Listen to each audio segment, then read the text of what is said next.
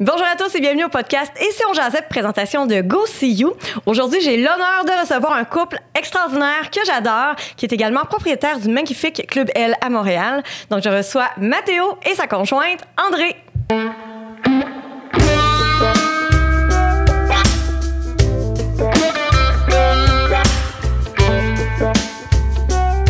Bonjour. Bonjour. Comment allez-vous? Ça va bien. Oui. Oui, ça va bien. Merci beaucoup d'avoir accepté mon invitation. Je suis vraiment heureuse de vous recevoir aujourd'hui parce que vous faites dans la vie un métier qui me fascine et vous êtes également un couple ouvert finalement. Donc, on pourra aborder toutes sortes de sujets par rapport à votre club, le club que vous tenez, mais également votre mode de vie personnel qui m'intrigue énormément et qui, je suis sûre, intrigue beaucoup de gens. Donc, vous êtes propriétaire du Club L? Oui, depuis 2018, je te dirais été 2018 qu'on a ouvert. Parfait. Et c'est un club libertin. Exact. On dit plus un club échangiste. Bien, j'aime ça dire qu'on est un restaurant lounge. Ça fait un petit peu différent que club vrai. Parce qu'on n'est pas un club discothèque. C'est vraiment une ambiance lounge en début de soirée pour le restaurant. Puis ça se transforme au durant de la soirée. Fait que pour commencer, on est un restaurant, oui.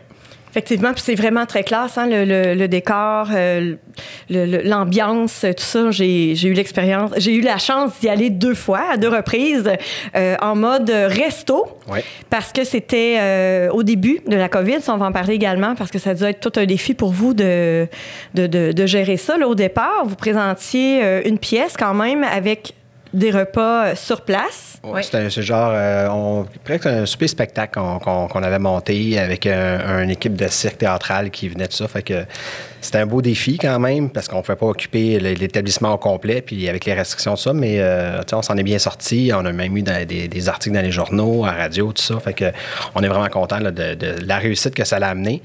Malheureusement, il a fallu fermer tout de suite après, mais on a espoir, là. Le club en tant que tel, en fait, est un club, comme on disait, libertin, tout ça. Donc, c'est un resto lounge. À partir d'une telle heure, le resto range... Le resto se range et laisse place à la discothèque? Comment ça fonctionne exactement? C'est toujours un peu flou. On y va toujours un petit peu avec le flow de la soirée. Techniquement, dans une soirée normale, classique, où notre ouverture est dans sa période normale, on essaie d'ouvrir le 2e étage seulement à partir de 22 heures pour laisser l'ambiance monter dans la salle. Mais c'est pas tout le monde qui a faim quand ils arrivent. Il y en a qui sont stressés, c'est leur première fois, prennent un verre. Donc là, on peut manger à toute heure jusqu'à temps de partir. Donc c'est un peu flou. On y va selon le rythme de la soirée. Fait que des fois, ça danse moins, on laisse plus de table, ça jase plus. Des fois, ça jase plus, ça jase moins. On monte un peu la musique, on tasse les tables, on danse.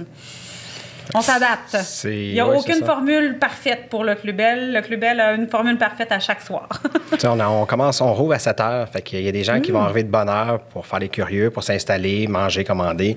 D'autres on a des anniversaires qui sont organisés des fois aussi en début de soirée. Fait que ça crée comme une petite ambiance, le fun au début de la soirée.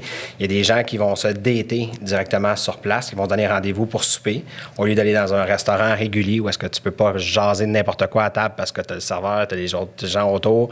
Donc, les gens se permettent d'aller là-bas puis pouvoir parler de certaines limites qu'ils vont avoir dans leur couple. Fait que ça l'amène de ce côté-là. C'était l'idée de moi et André de faire un endroit qui était accessible pour les gens à ce moment-là. Puis en ouvrant plus de bonne heure, on va chercher des gens qui veulent sortir plus tôt, finir la soirée plus de bonne heure, comme il y en a qui vont arriver plus tard en soirée, vers 10h, 11h, puis qui vont sortir à 3h du matin.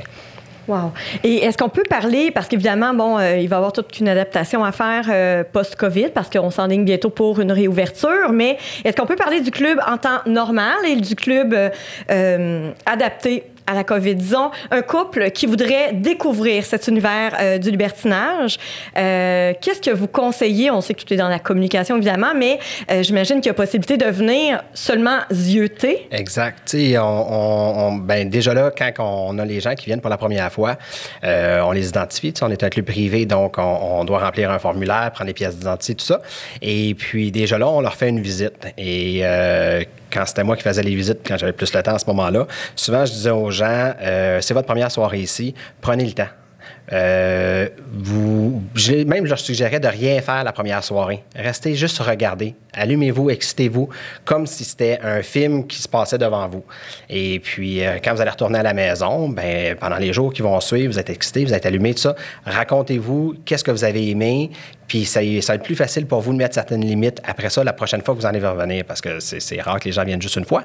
Donc, les gens aiment ça, fait qu'ils reviennent. Mais la première fois, c'est le fun de juste venir regarder. Restez collés, là, tenez-vous la main, là, puis regardez autour de vous qu'est-ce qui se passe, puis allumez-vous, puis vous pouvez en discuter. Si vous avez tellement envie de faire quelque chose, faites quelque chose les deux ensemble. Puis il y a des voyeurs qui viennent, il y a des exhibitionnistes qui vont venir, donc c'est facile de s'adapter dans l'ambiance de ce qu'on a envie à ce moment-là. Puis quand les gens nous écrivent, on leur suggère souvent d'arriver un peu plus tôt pour être ceux qui regardent les gens rentrer, pour s'acclimater à l'endroit, pour avoir le temps de relaxer, de prendre un petit apéritif. Et on a un très beau bassin de clients réguliers qui sont là souvent. Et il y en a plusieurs qui arrivent un petit peu plus tôt parce qu'ils sont contents de jaser et ont la facilité à aller vers les nouveaux. « Ah, bonjour, c'est votre première visite, comment ça va? » Une ouverture se fait, une conversation se crée juste pour décontracter l'atmosphère. Fait que d'arriver tôt, c'est un de nos conseils qu'on donne souvent, les vendredis et les samedis. OK. Puis quand on dit que la musique finit par s'installer, les gens commencent à danser, tout ça, il y a un deuxième étage auquel on a accès. Et là, tout peut se passer. Exact. C'est un petit endroit à fantasme. Il y a des chambres, les chambres qui avec une porte. Il y a quand même, on peut toujours voir à l'intérieur de la chambre, pour les gens qui veulent voir les spectacles qui se passent à l'intérieur, mais également au niveau de la sécurité. Comme ça, nous autres, ça l'amène. On a une vigile qui est au deuxième qui peuvent surveiller à ce moment-là que tout se passe bien. On a salon, lounge. On a également une salle de conférence parce que c'est une ancienne caisse dans laquelle j'ai travaillé que j'ai transformée. Donc, la salle de conférence, je l'ai gardée telle quelle quand on travaillait. J'ai enlevé les chaises autour de la grande table, mais ça reste un endroit que les gens, il rentre 30 personnes environ peut-être dans cette salle-là. J'ai vu la salle de conférence. Oui. C'était fermé lorsque j'ai accédé à la visite, mais j'ai vu la salle de conférence et c'est une immense table au milieu d'une pièce. Oui. C'est vraiment la table de conférence. Une belle pièce vitrée qui donne sur le dance floor en bas, sur la salle principale. Puis là, pas mal, tout peut arriver. Ouais. Tout peut se passer. Donc, les gens montent sur la table. Exactement. Donc, il y a des ébats qui se passent là, des échanges et des gens qui regardent et qui participent. Parce que tout le tour, j'ai mis des fauteuils, fait que les gens peuvent s'installer là. C'est à une bonne hauteur des yeux, qu'est-ce qui se passe sur la table. Fait que c'est assez incroyable. C'est une belle place. Il y a vraiment de tout pour tous les goûts, pour tous les types de pratiques, parce qu'on a tendance à dire un club échangiste, mais c'est pas ça, là. Il y a le libertinage comprend le côte-à-côtisme, le mélangisme, le voyeurisme, l'exhibitionnisme et j'en oublie-tu? Ah, il y en a plein d'autres. Il y en a, c'est fou! Il y en a beaucoup. Chaque couple a sa pratique sexuelle qui est différente de d'autres. C'est là l'importance avant de commencer, de parler avec l'autre couple à ce moment-là. Déterminer nos limites. Exact. OK. Et dans votre situation à vous, vous êtes un couple libertin. Oui. Est-ce que vous vous considérez comme étant polyamoureux ou polygame ou comment? Polygame, c'est pas le terme utilisé. On dit polyamoureux. On se considère vraiment comme un couple ouvert, je dirais. J'aime utiliser le terme polybertin. Donc, c'est un mélange de polyamoureux et libertin ensemble. C'est un terme qui existe? Non, pas vraiment. OK, j'aime ça. C'est un terme qui est utilisé quelques fois ici et là. Pourquoi? Parce que, tu sais, avec les années qu'on a, moi et Pandrine, ça fait 18 ans qu'on est ensemble. On a commencé notre fréquentation. Moi, j'étais déjà libertin avant.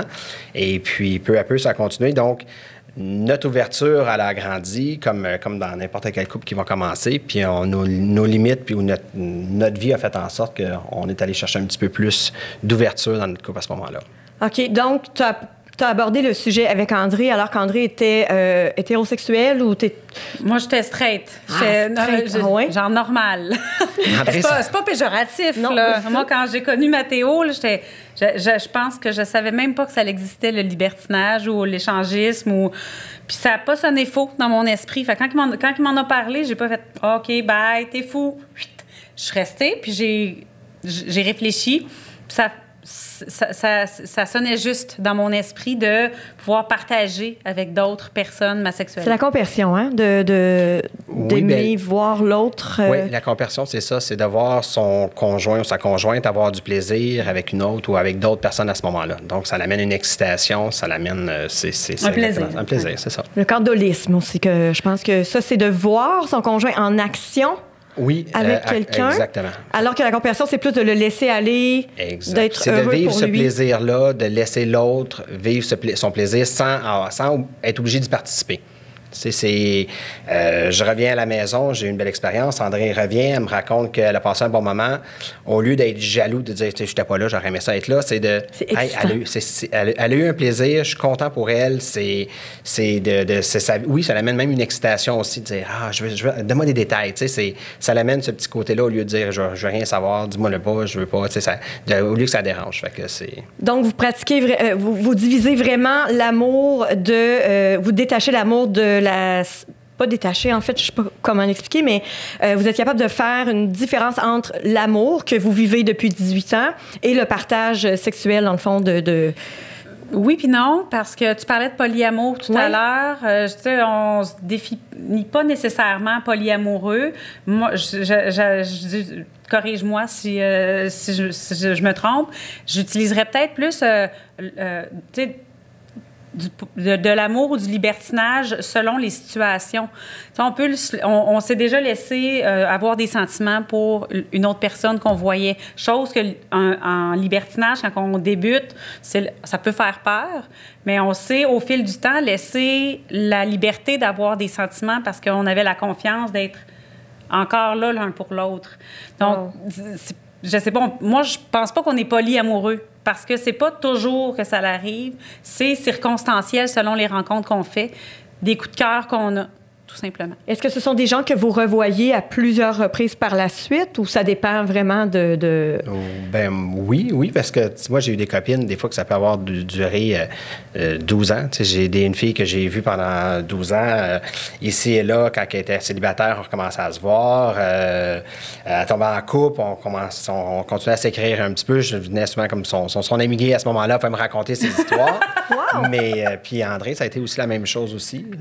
Oui, c'est ça. J'ai déjà eu quelqu'un qui était là 3 ans dans ma vie, une autre personne 1 an et demi. C'est pas constant, il n'y a pas d'horaire, c'est juste selon selon les disponibilités puis l'humeur des instants. Là. Mais c'est toujours des gens qui nous ont fait beaucoup de bien dans notre quotidien à nous. Présentement, en période d'arrêt complet, notre mode de vie est un peu ralenti. On se rend compte qu'on a choisi le bon mode de vie quand même, hein, parce que d'avoir quelqu'un d'autre pour, c'est toujours bonifiant dans les deux sens. Des petits moments d'évasion que, tu sais, André allait me dire que quand elle va, par exemple, voir son amant, ben et puis la mère à la maison, elle peut s'amener ce jeu-là de séduction ou de partage avec une autre personne qu'elle peut décrocher. Moi, je vais être à la maison avec les enfants, c'est moi qui vais en occuper. Puis André, tu sais, une journée avec lui, une soirée, ben ça la fait décrocher. Fait que, tu sais, elle revient à la maison.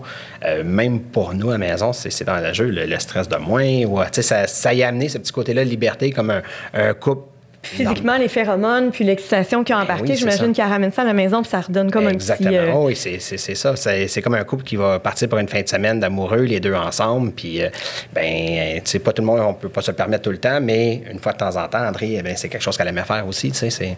Fait qu'au lieu que ça soit ensemble, mais on peut se le permettre aussi séparé. On aime ça le faire aussi ensemble, mais la vie ne le permet pas tout le temps. Fait que des fois, André, tu sais, j'aimerais ça. Ben, vas-y, tu sais. Oui, parce qu'avec des enfants à la maison, j'imagine que c'est ça, hein? C'est pas évident toujours tout le temps de vivre des choses ensemble. Parce qu'il y a des couples qui le font, mais toujours à deux. Oui. Donc, jamais séparés. Et ça, c'est la majorité. C'est la majorité des couples qui vont partager leur sexualité, qui vont toujours être ensemble. Et puis, c'est la majorité. C'est le plus souvent. Il y a des couples, peu importe ce qui va se passer comme expérience, il y en a qui vont dire, bon, ben ça arrive moins souvent, ou dans le couple, il y a une personne, un des deux, qui a moins de libido, qui a moins ces désirs-là, donc va laisser la permission à l'autre de le faire, ou des fois, il va dire non, on se le permet pas non plus. Fait que, tu sais, chaque couple va mettre ses limites, puis André allait me dire, celui qui a comment tu dis ça souvent? La personne qui a la limite la plus haute, c'est celle qui doit être. C'est celle qui choisit puis qui doit enlever les limites de c'est ça que tu voulais dire? Ben oui, un petit peu comme ça. Tu sais, par exemple, dans notre couple, tu sais, Mathéo avait pas vraiment de limite. Comme moi, je commençais au début, il m'a dit, ben moi, j'en ai pas vraiment. Il dit, c'est bon, le port du condom, des trucs normaux. Oui. Mais il dit le reste, dis-toi, il dit, qu'est-ce que... Tu sais, la pénétration, ça peut être plein de choses, là, les limites. OK, bon, ben j'ai mis des limites. Puis il m'a dit, ben tu sais, vu que c'est toi qui les mets, ben quand tu vas être prête à les enlever, tu me le diras. Fait que, tu sais, c'est important de mettre les limites. C'est important de se laisser la liberté de les enlever aussi puis de pas être gêné parce que... Fait que c'est sûr que la personne qui a le plus de limites, c'est elle un peu qui va gérer le profil de rencontre libertin que le couple va faire parce que... Ben, sinon, il y a un déséquilibre puis on tombe dans l'irrespect. Fait que oui. Puis j'imagine que dans l'action, il y a des limites parfois qu'on a peut-être envie, tu sais, sur le coup de l'émotion. Dans l'action, là, disons, l'excitation est à son comble et on s'était dit pas de pénétration, mais... Oui, c'est pas une bonne idée de l'enlever pendant les... Il ne faudrait pas l'enlever pendant parce que le après peut être plate à gérer. Non, c'est pas une bonne idée de l'enlever pendant. C'est souvent qu'on dit, tu sais, si la limite est là puis vous êtes dans le moment de l'action, la limite doit rester. T'sais, même si, tu sais, c'est pas en l'espace de quelques secondes que la personne va pouvoir l'enlever, à moins que c'est vraiment la personne qui avait mis cette limite-là qui dit, hey, moi, on avait dit pas de pénétration, mais je file pour continuer. C'est quand même dangereux. Mais si les deux sont d'accord, tu sais, s'il y en a un des deux qui lui, ça ne dérangeait pas, puis c'est l'autre personne qui dit non, moi, ça m'intéressait pas, puis c'est l'autre qui dit, ben ça me tente là. Tu sais, fait que oui, mais si c'est l'autre personne qui pose la question, hey, moi, t'es sûr tu veux pas, là, ça marche pas. Tu sais, c'est là-dessus la différence aussi, là. OK. Puis, est-ce que vous avez des codes, tu sais, disons qu'il y a des trucs qui se passent pas comme vous vouliez ou il y a un couple que vous rencontrez et finalement, madame plaît à monsieur, mais monsieur ne plaît pas à madame? Est-ce qu'il y a des codes? Est-ce qu'il y a des signes ou quelque chose que vous dites avant que ça se passe? Oui, il y a toujours des petits codes qu'on peut se donner dans le couple, qui peut être n'importe quoi, par exemple, il faut que j'aille à la salle de bain ou quoi que ce soit, mais le plus important, c'est que les deux dans le couple qui pratiquent, il faut être capable de mettre ses limites puis facilement dire non. Tu sais, c'est dur de dire non, ça amène une gêne, ça peut amener un malaise, mais on est habitué dans le milieu libertin de dire oui, puis comme on est habitué de dire non. Puis un non doit être aussi bien pris qu'un oui. Si la personne n'est pas intéressée à l'autre qui se fait aborder, c'est facile de dire non. Tu sais, que par exemple, dans un milieu normal, là, je parle maintenant au Québec, un couple qui vient aborder un autre couple, et puis le couple les intéresse pas, c'est on n'est pas intéressé, tout ça. Puis l'autre couple va le recevoir, puis c'est normal. Il y a d'autres personnes dans le club qui vont les rencontrer, puis même des fois, les gens vont juste dire, on va prendre juste restez quand même pour prendre un verre, puis ils vont jaser. Puis peu à peu que la soirée avance, dépendant que la personne peut changer d'avis aussi, tu sais, mais... À tout moment, puis il n'y aura pas de sentiment négatif. De dire le non, puis de mettre sa limite, c'est quelque chose qui est super important, puis qu'on encourage les gens à le faire. Ça ne te tente plus, vous avez commencé les 4 ensemble, il y a quelque chose qui se passe, de dire, oh, j'ai un malaise, est-ce qu'on pourrait arrêter? Il n'y a pas personne qui va dire, là, t'es juste là pour nous allumer. Non, c'est pas vrai. Les gens vont dire, OK, parfait, on peut attendre. Est-ce qu'il se passe quelque chose? Est-ce que vous voulez qu'on vous laisse tout seul? Est-ce que, tu sais, ce côté-là, c'est quand même un milieu qui a beaucoup, tu sais, les limites, on les envoie énormément, mais il y a le côté qu'on doit les respecter, puis on doit se respecter aussi dans le milieu libertin. Tu sais, c'est pas parce que ton conjoint, ta conjointe veut le faire que tu es obligé aussi de le faire. Puis c'est pas parce qu'il y a un couple qui a commencé à faire des choses que vous n'êtes pas intéressé que là, tu es mal à l'aise d'amener le stop. Non, c'est normal, il faut le faire, puis on est habitué de le recevoir. Là. Pour y être allée vraiment à titre d'exploratrice au bas, j'ai pas rien vécu au 2e étage et tout ça, mais de ce que j'ai pu voir de mes yeux là, lorsque les gens dansaient la discothèque, tout ça, là, contrairement au club régulier, là, il y a un respect incroyable des gens sur place. Puis j'ai remarqué que les couples qui étaient là également semblaient forts. Je trouve que c'est quelque chose qu'on voit pas nécessairement. Je suis d'accord avec toi. La vibe du club libertin, pour des gens juste ouverts d'esprit qui pourraient vouloir juste rester en bas, faire des belles rencontres. Mm-hmm. Quand tu es dans un club normal, tu t'assois au bar, tu commences à parler aux couples à côté qui vont te regarder genre « Oui, qu'est-ce qu'on peut faire pour toi? Mais dans un milieu libertin, dans un Club Bell, t'arrives, puis les gens sont là pour se rencontrer. Ils n'ont pas le droit à leur téléphone cellulaire. Ils n'ont comme pas le choix d'entrer en contact, mais ils sont là pour ça un petit peu.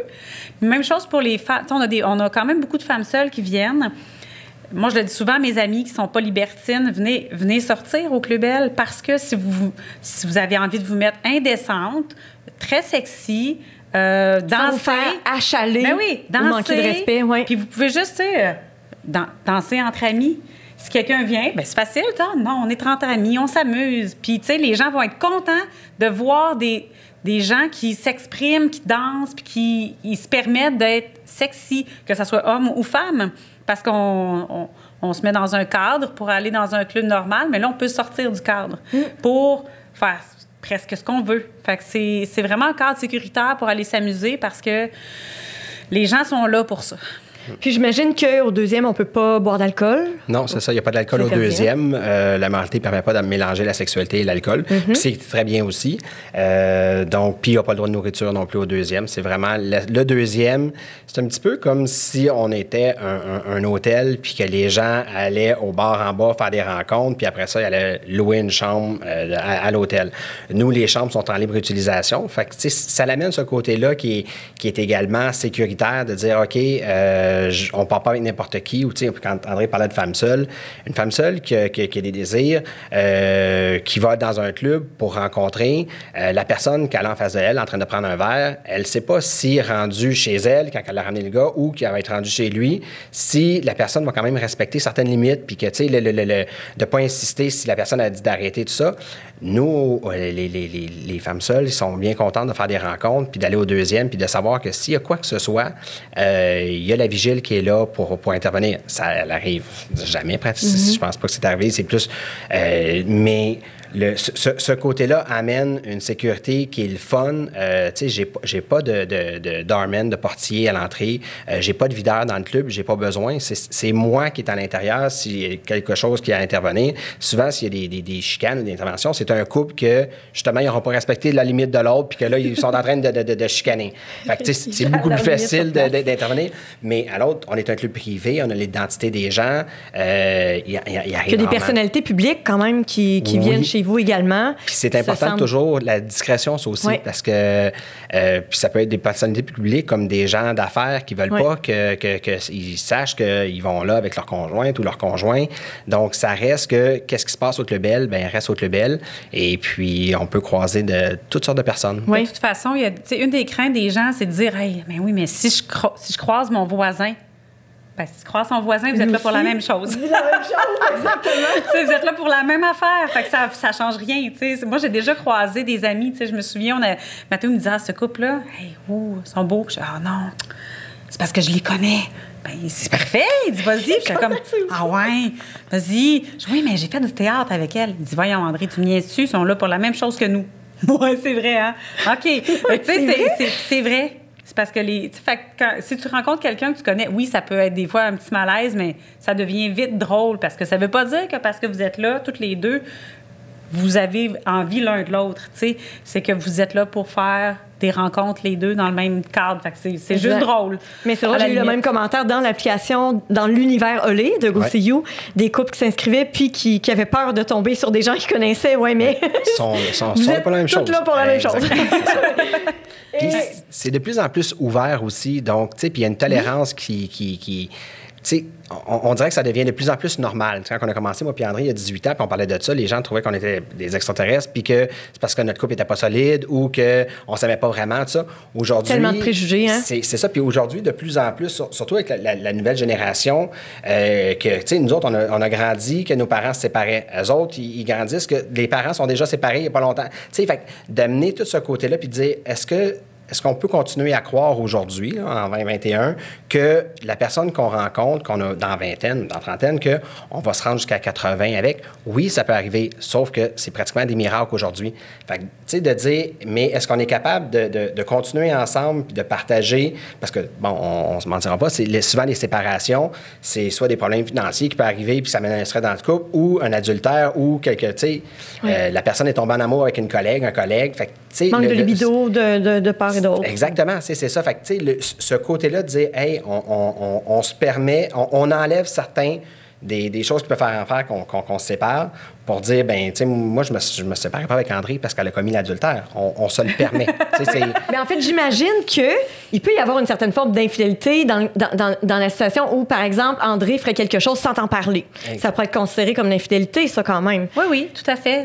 C'est drôle parce qu'on essaie de discuter de notre concept de la fidélité qui est vraiment comme... On n'est plus dans les sentiers battus de l'Église catholique là, qui nous disait que tu dois être fidèle et faire toujours des enfants, l'amour avec toujours la même personne. On est hors du sentier battu. Fait que la réalité de la fidélité a changé pour nous, mais tu sais, ça passe par la confiance, ça passe par la conversation, ça passe par... Le respect des limites de l'autre. Exact. Ben c'est ça. À mes yeux, l'infidélité n'est pas nécessairement dans l'acte en soi, c'est tout ce qui est caché à l'autre, en fait. Tout ce que tu n'oserais pas faire devant ton ou ta conjointe, que tu fais dans son dos, ou de lui dire, ou... Pour moi, ça, c'est une forme d'infidélité. Mais si c'est convenu que vous avez le droit d'aller ailleurs, puis si elle t'avise, ou il t'avise, puis il a rencontré quelqu'un, c'est pas de l'infidélité. Vous êtes consentants tous les deux, tu sais. Fait que tout est dans l'entente du couple. Puis si je rencontre quelqu'un, puis qu'André n'est pas à l'aise avec cette personne-là, puis qu'elle me dit, ben je veux plus que la voir, ben de là, la fidélité, de dire, OK, parfait, c'est ta limite, j'arrête, c'est là. Si je continue à voir cette personne-là en cachette, là, c'est l'infidélité. Voilà. Fait mais oui, c'est ça. C'est ça. Puis même dans les couples conventionnels, c'est ça aussi. Puis, c'est ce qui devrait être la fidélité ou l'infidélité. Mais ma prochaine question, avec la COVID. OK, avec la COVID. Moi, je me fais des questions, puis finalement, je ne suis pas partout. On parle. Là, vous allez vous enlignez vers une réouverture. Oui. Adaptée à la COVID. Comment vous voyez ça? Parce que dans votre milieu, on s'entend, il y a beaucoup de... puis j'ai d'autres questions aussi par rapport... OK.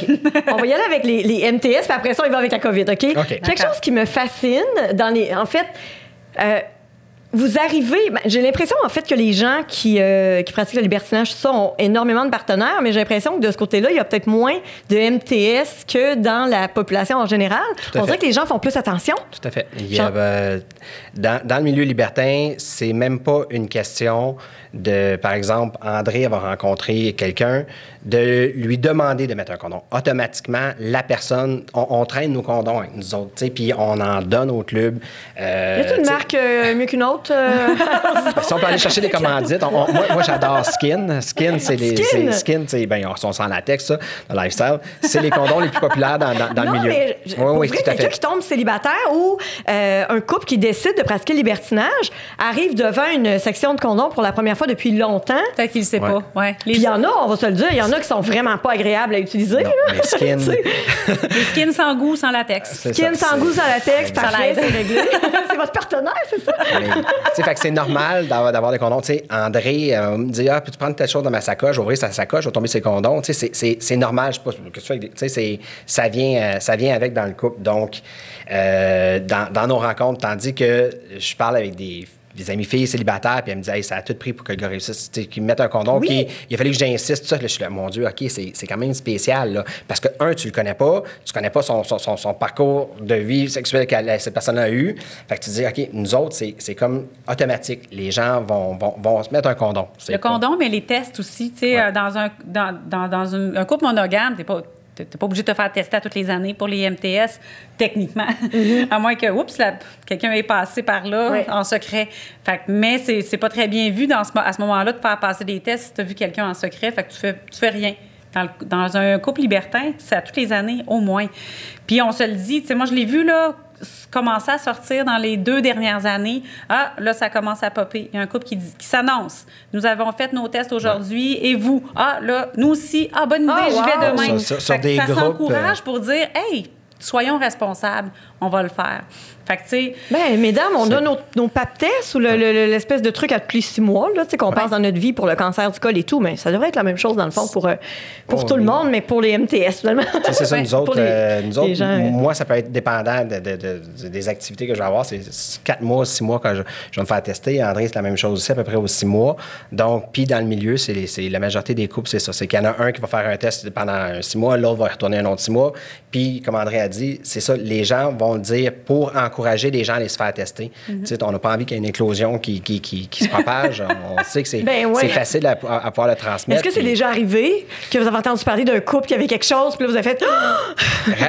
Rapidement, moi, j'ai déjà entendu une histoire, mais tu sais, rapidement, ça s'est su, puis les personnes communiquent, OK, ben moi, j'ai eu tel. Puis les gens vont tout ça faire tester, négatif. Fait que, oui, ça peut arriver, mais bon, c'est pas quelque chose qu'on... pas tous les mois, toutes les années qu'on a eu ça. C'est moins que la COVID, en tout cas. Oui, non, c'est ça. Puis même dans le milieu du public en général, il y a des cas, des gars qui enlèvent le condom durant l'acte. C'est épouvantable. Non, c'est ça. C'est épouvantable. Je trouve tellement qu'il y a un beau respect de l'autre dans votre... on peut dire votre communauté? Oui, on appelle ça la communauté libertine. Ouais. La communauté libertine qui semble beaucoup plus forte à Montréal qu'à Québec, je trouve. Ça se peut-tu? C'est probablement à cause de l'orage, avec JP qui a travaillé fort pendant plusieurs années, qui est le propriétaire là-bas à l'orage, qui a fait en sorte aussi que ça a créé un noyau. On n'est pas beaucoup. L'orage qui est un club également. Je trouve ça le fun que vous soyez comme ça, chummés, tu sais. On n'est pas beaucoup, tu sais, c'est quand même une micro-clientèle. Oui. Et c'est pas le fait que j'ai ouvert que je tombe en compétition avec JP de l'orage, parce que je peux aller chercher les mêmes noyaux que lui avait. Puis on s'en est parlé pendant longtemps. Exact. Puis j'en ai parlé pendant longtemps avec JP. Son club était à côté de chez nous. On était à 4-5 minutes à pied. Puis c'était comme mon petit bar de quartier. Moi, je pouvais aller là-bas. J'allais là avec des copines, tout ça. Fait que, tu sais, je parlais que je voulais ouvrir un club. Puis JP n'a jamais senti que la façon que je voulais le faire, je voulais voler sa clientèle. Loin de là, c'est de la faire grossir. Puis, tu sais, c'est pas une clientèle qui s'en va en descendant. C'est vraiment une clientèle qui augmente puis qui augmente. T'sais, on est rendu, nous autres, à 6500 membres après 2 ans d'opération. Et puis, ça rajeunit. Ça rajeunit beaucoup. Puis même vieillit aussi. Je vois des couples qui sont ensemble, justement, depuis 15-20 ans, qui ont envie de pratiquer le libertinage. Puis qui... Exact.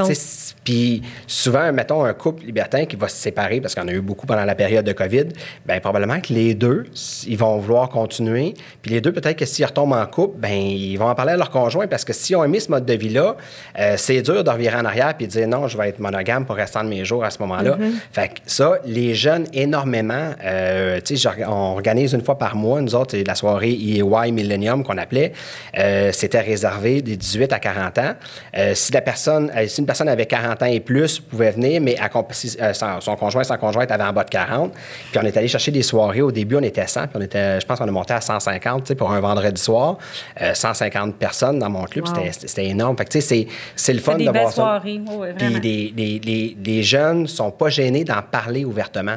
Tandis que dans les couples de notre âge, de notre génération, ça reste quand même tabou, ça reste caché. Les expériences sexuelles restent quand même plus discrètes, tandis que les autres, c'est ouvert. Ils sont nés avec la pornographie. Oui, mais c'est vrai. Puis le polyamour est beaucoup plus populaire aussi chez les plus jeunes. Ils se réservent beaucoup moins... d'être à deux. Eux autres, on dirait qu'ils l'ont compris que ça continuera pas comme ça, puis aussi bien d'en profiter, d'intégrer une amie, un ami dans leur couple une fois de temps en temps. C'est normal, notre fille qui a 15 ans, on n'en parle pas parce qu'elle ne pose pas de questions. On y a déjà dit, elle connaît un petit peu notre mode de vie, tout ça. Elle connaît le club à papa et à maman. Puis, et présentement, elle est avec son chum depuis 2 ans et demi, 3 ans. Oui. Fait que, tu sais, elle va probablement avoir des questions à un moment donné. Peut-être que ça va se... Fait que, tu sais, je serais pas surpris qu'elle m'en parle dans une couple d'années, tu sais, dans 2-3 ans, par exemple. Donc, elle connaît votre mode de vie, mais elle sait que parfois, maman va pas tout à fait. Non, pas tant, parce que c'est pas une demoiselle curieuse tant que ça. Mais, tu sais, elle a l'ouverture de tu sais, quand on essaie d'aborder le sujet avec elle, tu sais, moi, j'essaie d'y aller avec des pincettes parce que je me dis que chaque personne, même adulte ou enfant, a son lieu dans le temps où la compréhension s'ouvre. Puis là, je me dis, tu sais, peut-être qu'elle est prête ou pas. Fait que je relance la perche de temps en temps. Je dis, tu sais qu'est-ce qu'on fait? Elle dit, tu sais, maman, dis-moi si vous êtes bien dans ce que vous faites. Elle dit, c'est juste ça que j'ai besoin de savoir. Fait que c'était quand même une belle manière de me le dire. Puis elle n'avait pas besoin de savoir autre chose présentement. Mais tu sais, on est ouvert à se faire poser des questions quand même, parce que c'est quand même important. Personne n'est obligé. Le libertinage, c'est pas pour tout le monde, mais on a le droit de se poser des questions. Puis j'espère qu'on va avoir encore l'honnêteté de répondre de manière ouverte quand ça va venir. Wow. C'est pas évident à gérer avec les enfants, mais tu sais, c'est un enfant va poser les jeunes adultes, en fait, adolescents, vont poser leurs questions quand c'est quand ils ont besoin d'une réponse. Fait qu'on y va avec leur rythme, mais c'est pas évident à gérer quand même. Oui, hein? Ouais. C'est un petit défi. Quand même. Puis avec la COVID, vous alignez pour une ouverture resto. Oui. Deuxième étage, j'imagine. Est-ce que 2 personnes à la même adresse, pour aller dans les chambres, c'est sûr que avec les limites de temps qu'ils nous mettent, est-ce que ça vaut la peine d'ouvrir le deuxième? Ouais. Mes chambres sont en libre utilisation au deuxième, on ne charge pas pour. Donc, mes revenus, c'est quand les gens sont en bas. Une fois que les gens sont montés au deuxième, ça ne me rapporte plus. Donc, il y a ce petit côté-là. Si j'ai un couple qui vient pour prendre un verre, manger une petite bouchée, puis il monte tout de suite au deuxième, puis ils ont pris quand même une table. Fait que, le nombre de tables qu'on va avoir au moment de la réouverture, ça va être, c'est de là-dessus qu'il faut que je regarde. Est-ce que la moralité va nous permettre quand même d'avoir des gens dans les chambres, puis qu'il y en a d'autres qui se promènent puis qui regardent le spectacle? C'est à ce moment-là que, les couples exhibitionnistes sont dans les chambres, les autres qui prennent. Fait que tout ça, ça va être à voir. Je suis quand même très proche, je suis quand même chanceux parce que j'ai une bonne relation avec la police de la moralité, autant que la police de quartier, tout ça. La RACJ aussi. Fait que, facilement, puis ils sont super ouverts quand que je les appelle, ils vont me rappeler, puis fait que quand j'ai des questions, ils m'ont même demandé de me rencontrer en septembre quand on a rouvert pour la courte période entre les deux, puis j'expliquais exactement c'était quoi le spectacle qu'on allait faire, tout ça. Fait que ce côté-là, ils sont contents peut-être de gérer avec un père de famille que d'avoir la mafia ou le crime organisé qui gère un club comme ça. Là. Ça arrive, je sais pas, ça arrive souvent que ça soit un cas qu'on peut appeler ça comme un sex club, que ça soit géré par un couple à ce moment-là. Mais tu sais, d'ouvrir le deuxième étage, c'est envisagé pour un couple habitant à la même adresse. C'est sûr que, comme Mathéo, il dit, on roule comme tous les restaurants vont rouler à 30 de notre capacité. Oui. C'était délicieux. Hein? En tout cas, je ne sais pas si c'est le même. Ça bouge. On développe d'autres menus présentement. Mais tu sais, c'est pas évident parce que non seulement on roule à 30 de notre capacité, mais notre attrait principal n'est pas disponible. Fait que tu sais, il faut rendre ça ludique. Ouais. Oui, il y a l'attrait de la rencontre. Quand même. Mais il y a le thrill du deuxième étage. Il y a quand même une partie de notre clientèle qui vient pour ça. Mais quand on a rouvert pendant les 6 semaines, les 2 premières semaines, on a eu les couples réguliers qui avaient envie de sortir puis venir voir puis qui nous aider à sauver. Puis les semaines qui ont suivi, ça a été spécial parce que 75 des gens qui traversaient la porte, c'est des gens qui n'avaient jamais mis les pieds dans un club libertin. Fait que c'est le fun de voir que, il y avait ce côté-là. Puis beaucoup de gens, quand on posait la question, répondaient, on n'aurait jamais osé venir quand on le sait qu'on peut se faire aborder ou qu'au deuxième, il y a de la sexualité. C'est juste être dans un bar, dans une maison, tu sais qu'il y a des gens qui... mais là, ils voyaient l'ambiance, ils voyaient c'était quoi la communauté libertine, ce côté-là, puis de voir le spectacle. Le lieu aussi, de se rassurer. On faisait des visites aussi, tu sais. C'est un peu bizarre, comme du tourisme. Mais ça, vous pourriez le faire. Ça, vous pouvez le faire en mode COVID. Fait que les gens peuvent visiter, puis juste de voir le deuxième étage, là, de voir que c'est propre, de voir comment ça pourrait fonctionner, de voir nos types de matelas qui sont là. Tu sais, c'est un tout, en fait. Les gens ont l'impression que ça va être sale, que les matelas vont être mouillés, que le... Moi, j'étais impressionnée. Honnêtement, j'ai adoré faire la visite parce que je le vois sous un autre angle. J'imagine que quand il y a de l'action, tout, c'est pas la même chose. Et là, on voit, les pièces vides, c'est clean, là, c'est beau, c'est blanc, c'est... Wow, vraiment. Chaque personne a ses draps. Comment ça fonctionne exactement? Ce qui est arrivé, c'est que, tu sais, moi et André, ça faisait des années qu'on était dans le milieu. On voyait qu'est-ce qu'il y avait comme manque. On voyait aussi qu'il y avait une nouvelle clientèle beaucoup plus jeune qui était là pour pousser, mais qui était moins à l'aise d'aller dans les clubs réguliers, que c'était plus, pas underground, mais tu sais, quand même, que c'était un petit peu plus dark, par exemple. Fait que, tu sais, on a voulu amener quelque chose de plus épuré, par exemple. Tu sais, l'orage, c'est très noir à l'intérieur, c'est très discret, tout ça. Moi, je voulais aller chercher quelque chose de plus épuré. Fait que tout est blanc. Ça va changer de couleur avec l'éclairage, tout ça. Puis le deuxième étage, par exemple, GP, c'est des salles ouvertes. C'est ouvert. Les gens peuvent voir. C'est comme, t'as pas de limitation, quoi. Tu peux regarder un couple qui est en train de baiser sur le fauteuil puis coller ou sur le matelas, puis coller dessus. C'est pas sa marque de commerce, mais c'est le style de son établissement, des grands espaces. Fait que aussi dans le souci de ne pas faire la même chose, mais parce qu'il y a de la demande pour autre chose, nos pièces sont fermées à part la super salle de conférence. Les matelas, c'est pas des matelas réguliers, c'est des tatamis de combat, des tatamis de judo que j'ai achetés. Fait que il y a un drap par-dessus qu'on va changer une fois que les ébats sont terminés. Les oreillers, la même chose, on change ça. Il y a un évier dans presque toutes les pièces, des barbouillettes, tout ça. Fait que c'est nettoyé, désinfecté une fois que les gens ont quitté la pièce, puis OK, on est prêt pour le deuxième.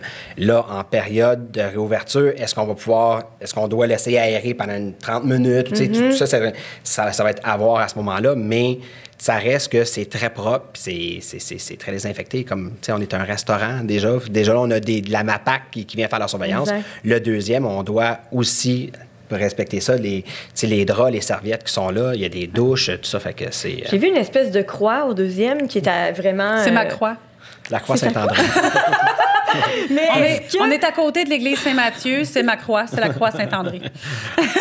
Hey, mais est-ce qu'il y a vraiment des gens qui prient? Non. Oui, qui prient. C'est pour nos soirées kinky, on a une fois par mois, on rassemble la communauté BDSM de Montréal.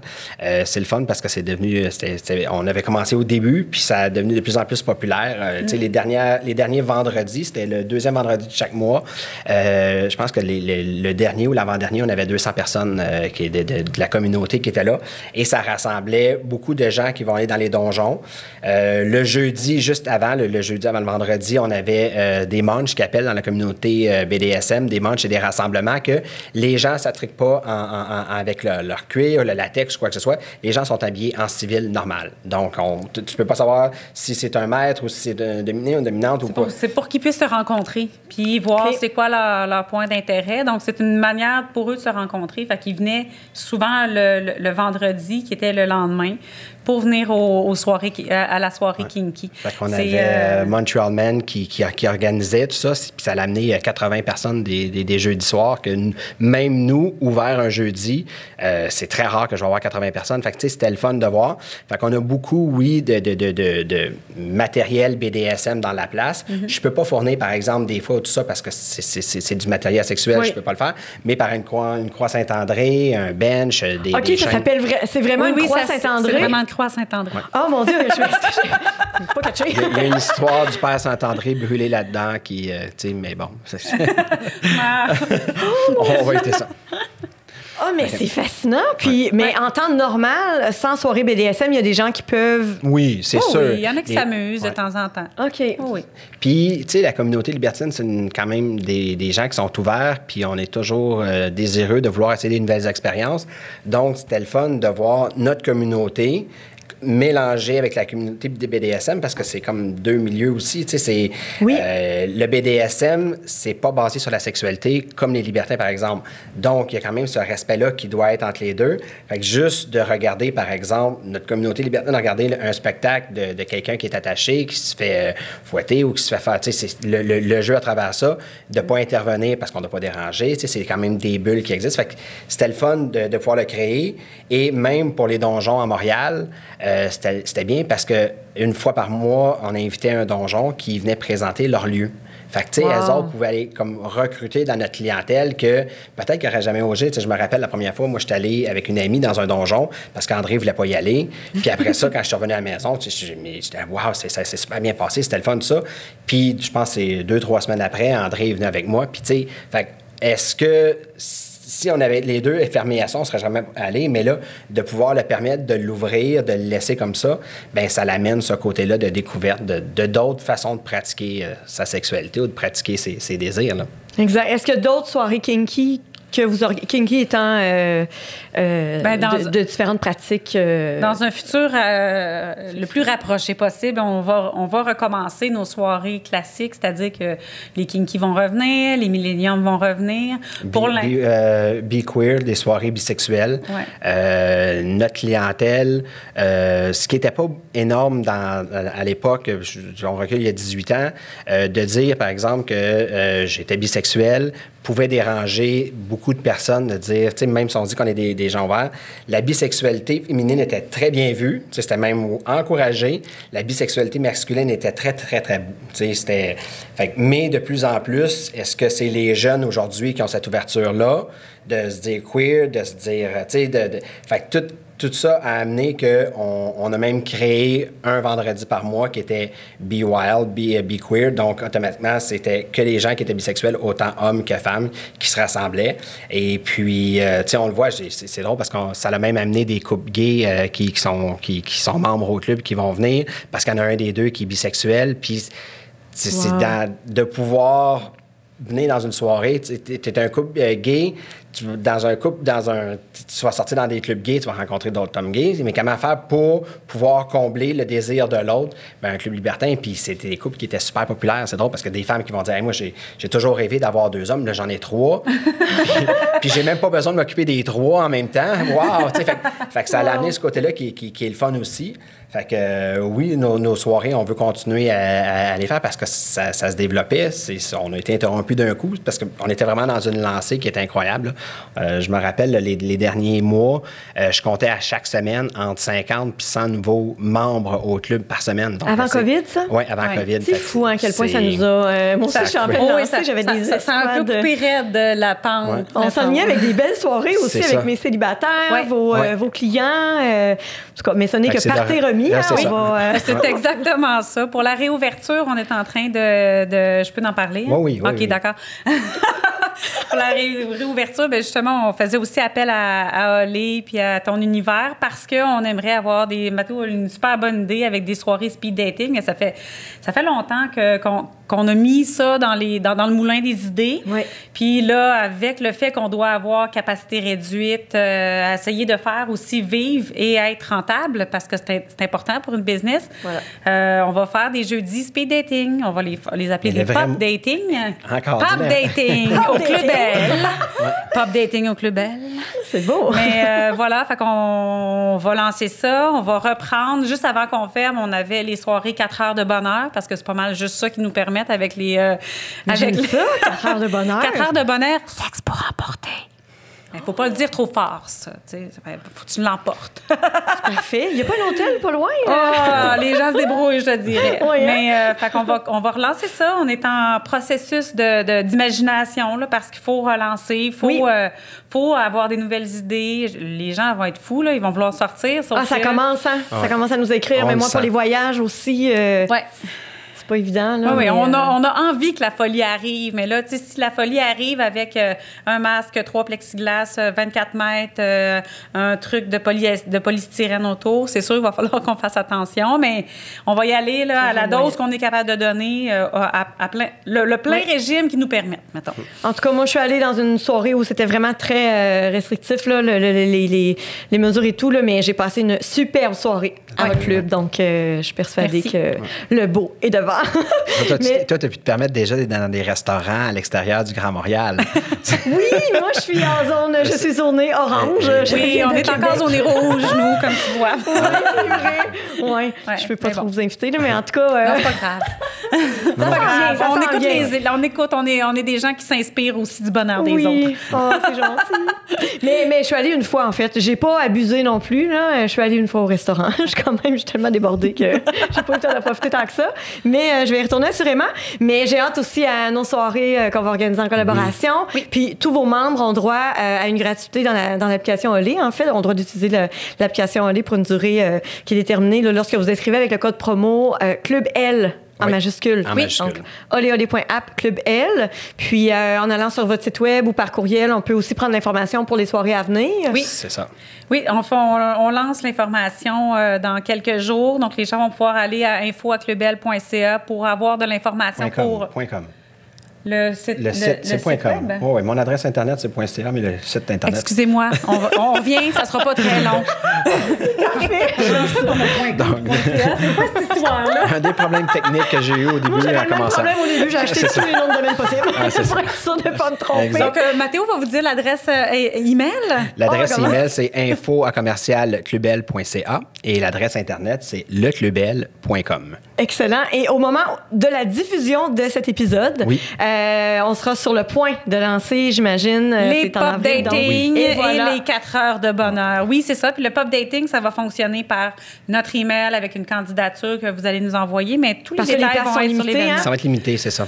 C'est Ouais, ça, pas on parce se que vous ne fie- pouvez pas venir une première soirée que vous ne serez pas sélectionné pour une autre soirée. Ben oui, exact. Puis même, tu sais, je regardais, vu qu'on est très limité dans le temps, je me disais, on a eu déjà des demandes, puis je me disais dans le temps, c'était impossible parce qu'à 3 h du matin, quand on finit, puis on sort de là à 4-5 heures, jamais je vais faire des déjeuners. Mais, tu sais, on s'est dit, samedi, dimanche, des brunchs. Ben oui. Pourquoi qu'on ferait pas des J'ai fait des CELI midi, moi, puis c'était succès. J'ai formé 2 couples depuis. Fait que ça va être Ah oui, pour des les- brunchs, des J'en ai pas brunchs fait de beaucoup, là. dimanche, on y a pensé. Mais oui, c'est une très bonne idée. Tu sais, viennoiserie, ça peut être... On veut socialiser, là, on veut rencontrer. socialiser. Pour les Exactement. libertins du matin, vous avez... Ah, c'est beau! Mon Dieu! C'est-tu comme ça, là? Wow, un gars de marketing! Mais, non, mais sérieusement, rencontrer quelqu'un un matin, un déjeuner, c'est parfait, là. Ouais. Exact, ouais. Parce que c'est moins festif, c'est moins... donc... Ça, c'est ton téléphone? Ça, c'est mon oui, alarme. ben, C'est mon alarme. de toute façon... Excusez-moi. On va pas couper, hein? Là, je vais faire des signes de même, fait que tu vas savoir que c'est là qu'il faut couper. Mais de toute façon, on va s'enligner vers une finale. Hey, Ouais. ça fait combien de temps, là? Ça fait 50 minutes. Mon Dieu! On jase, C'est malade! Attends, genre. Ça devrait pas... Oh mon Mon Dieu, alarme ça a de passé vite! stationnement. Bon, c'est bon. On va venir. Sorry. Mais, OK, fait qu'on recommence. Ouais, c'est bon. Qu'est-ce qu'on disait? Donc, ben c'est ça, en fait, de rencontrer des gens même le matin, des brunchs, c'est parfait, là. Rencontrer quelqu'un dans des contextes hors Ouais. soirée. Ça va faire un changement, c'est Mais ça. oui, Ça va c'est amener ce nouveau. côté-là de pouvoir passer l'après-midi aussi pour aller marcher. Il va commencer à faire beau. Fait que tout ça va venir ensemble. Les gens À vont point, faire des avec le activités. printemps. En tout cas, on brasse, Parfait. là, on brasse la salade avec la vinaigrette à tous les jours pour trouver des idées, pour trouver des nouvelles saveurs, puis quelque chose qui va attirer les gens pour venir nous voir au club. Oui. On a confiance, honnêtement. Nos clients ont hâte de revenir. Les curieux qui sont jamais venus, ils se demandent juste quand est-ce qu'on va revenir. Oui. Fait on a vraiment confiance que la réponse va être là quand ça va... Éventuellement, j'aime tellement votre réouvrir. club que j'aimerais monter un bus de Québec chez vous, le faire découvrir aux gens de Québec. C'est Ben, pourquoi pas? c'est tellement différent des autres clubs, en fait. Ouais. Chaque club, on Avec dirait, a sa plaisir, petite, dit-on. Oui, non, c'est vraiment extraordinaire. Puis n'hésitez pas à aller visiter le Club L là, si vous voulez seulement zioter, explorer tout ça. Est-ce que les hommes seuls sont admis? Seulement Me le- les jeudis, puis c'est OK. sur réservation. Fait que Parfait. j'ai voulu faire différent aussi des autres. Les autres endroits, il y en avait qui c'était 7 jours sur 7 que les hommes seuls étaient acceptés. D'autres que c'était les jeudis, vendredis. Moi, j'ai dit à ce moment-là, je vais y aller les jeudis. Fait que les jeudis, c'était plus dating à ce moment-là. Avant, on les appelait les gentlemen, les jeudis gentlemen Club L. OK. Donc, les hommes devaient réserver. Et puis, à ce moment-là, Ou les fantasmes à la carte. on fantasme à la carte, exact. J'aime donc bien pour de soirée. Non, mais tu sais, nous autres, on a le droit de faire tous les jeux de mots. C'est ça qui est merveilleux. C'est Moi, tu sais, parfait. j'essaie de pas Ben trop oui. en faire, mais c'est facile. C'est magnifique. Ben, merci beaucoup. Pour vous remercier, c'est le fun parce que j'ai un partenaire extraordinaire que vous connaissez déjà. Qui Oui, on a fait la partie de Archipel notre club. Rousse, oui. Exactement. Donc, vous allez pouvoir repartir avec chacun vos verres, des bières et un 100 de certificat cadeau à utiliser chez Microbrasserie Archibald. Merci. Oui, Merci. que ce soit dans votre situation ici, présentement, c'est repas pour emporter, mais sérieusement, là, Oui, je oui. les ai essayés, là, c'est extraordinaire. C'est fou, là. C'est Archibald à la maison, Il y a c'est délicieux. Il y a une très belle Donc, sélection qu'ils ont faite, c'est le fun. oui, donc non, c'est ça. Donc merci beaucoup.